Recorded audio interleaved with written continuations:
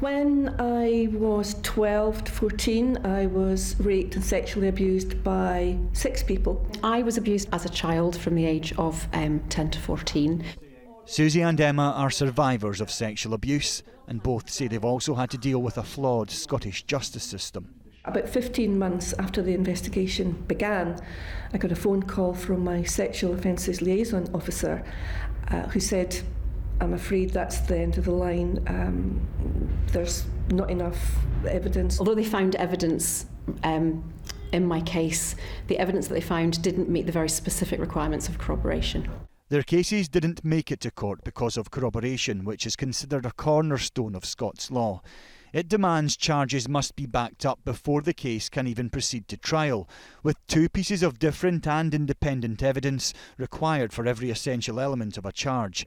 This can be in the form of an eyewitness statement or proof of injuries, or circumstantial evidence such as motive or DNA. Only when this has been satisfied can the trial begin. It can be difficult to gather evidence, so it is a bit of a hurdle, but I would say that the secondary piece of evidence to support the main piece of evidence doesn't have to be as strong as the first piece. So from that point of view, care has to be taken in gathering as much evidence as you can. Last year there was a 20% increase in the number of rapes and attempted rapes being recorded in Scotland when compared to the year before, but there was a fall when it came to prosecutions. It's no secret that conviction rates for sexual violence are unacceptably low here and elsewhere, but what we find here is that corroboration acts as a very real barrier. The Scottish Government, which proposed removing it in 2014, says future reform needs to await the findings of jury research published this month. A leading QC warning changes need to be thought through.